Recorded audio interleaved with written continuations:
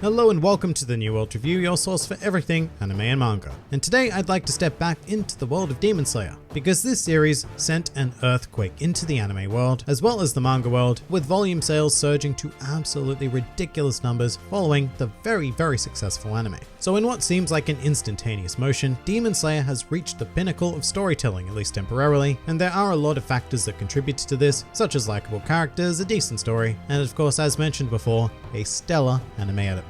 However, these to me are more minor factors in what has built Demon Slayer, whereas I believe the key to its success is in a much more simple concept that has been woven into the entire fabric of the series. That concept consists of one word, and that word is family. Now, just to be clear, this is definitely nowhere near a new idea. I mean, most shonen series do have some focus on family, be it blood relatives or earned comrades. However, none of them explore this idea like Demon Slayer does, because in this series, finding a new idea in regards to family is about as common as oxygen. And as a result, it makes the storytelling of Demon Slayer hit incredibly hard during key moments. And before we go any further, if you have not read the manga, then never fear, because I won't be detailing spoilers here. I mean, the anime series is more than enough to adequately convey the point of this video. But I actually think that family is a heavily underrated narrative feature. I feel like a lot of series try to distance themselves from family as much as possible because of the potential complications that they foresee it creating. Because the problem is when a main character has family, that can weigh them down and make them unable to embark on some grand adventure because they have a responsibility to their loved ones. Take a series like One Piece, for example, the most successful manga of all time. Each of the main protagonists have a family in some form, although most of them are dead, but as a result, they are allowed to go out into the world to pursue their dreams. Plus, in regards to living family when applicable, well, Luffy, in 22 years of publication, has never even met his father, so that should give you a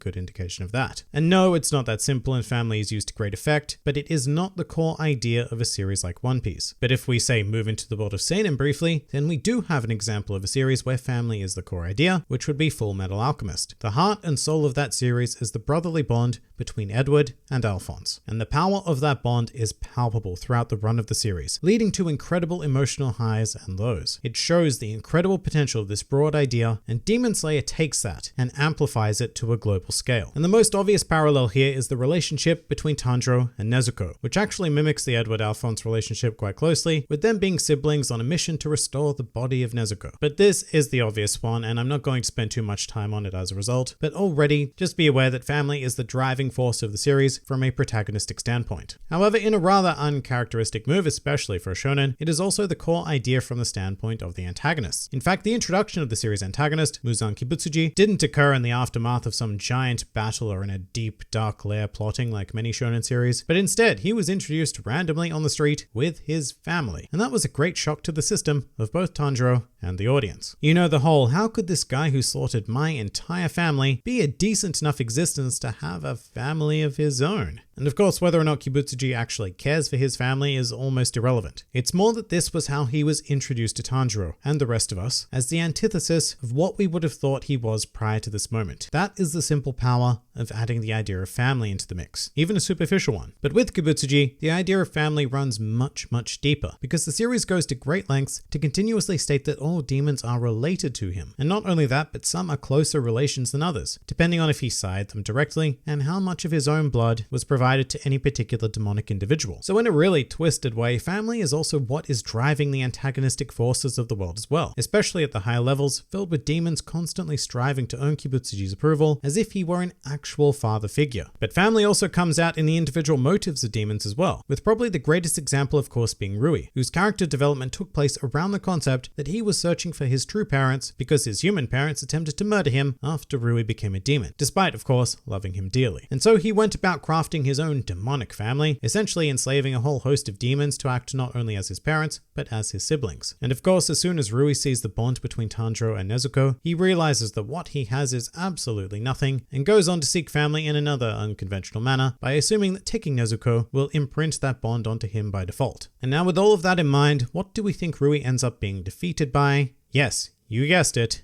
family. Despite being more powerful than Tanjiro or Nezuko, Rui is overcome, at least temporarily, by their familial bond. However, it wasn't just Tanjiro and Nezuko, it was the whole Kamado family unit. You know, in his moment of need, Tanjiro sought help from their father, and Nezuko was encouraged by their mother, resulting in an absolutely impossible moment that gave Tanjiro the opening he needed. And this portion of the series is still probably my favorite moment to date, which is also likely heavily influenced by the spectacular anime adaptation of it. But it shows the power of family and the incredible payoff that this idea can have when implemented correctly. But it also isn't just an idea that's explored within the main protagonist and antagonist. Like I said earlier, the idea of family is quite literally everywhere in Demon Slayer. And to demonstrate this, we can go all the way back to the early phase of the series featuring Urokodaki. And in this case, his family bonds were with the orphan children that he had trained and rather sadly sent to their early deaths, as each and every one of them failed the final selection. And as a result of this perceived failure, as well as Urokodaki's grief, the souls of the children remained in this world until they were able to be put to rest by Tanjiro. And it's not as if the children held any animosity towards Urokodaki either, with Makomo going so far as to state that she loves him. And that is a familial bond at its finest, and a great example of how such a simple idea can underpin an entire arc. Because without this focus on family, none of this works. The emotions would not be strong enough to satisfactorily justify spirit children, and the euphoria of defeating the demon that claimed them would be just another in a long list of generic shonen victories. Moving to another more obvious example now, and I don't think we can really discuss the Brilliance of Family without bringing Zenitsu into the mix. This seemingly hopeless boy was relentlessly trained by his grandfather and former Hashira, Jiguro Kawajima, but despite the impossible task ahead of him, Jiguro never gave up on Zenitsu, and he was thrilled when he was able to master but one technique in regards to thunder breathing. And this left a great imprint on Zenitsu as a character, who desires more than anything to live up to the effort that his grandfather put into training him, as well as the sheer amount of belief that he had in him, which is a phenomena that he rarely experiences in the world. And it really does come to define Zenitsu, as well as his struggle with cowardice, and very much becoming the only source of clarity going forward. Family is a powerful thing after all.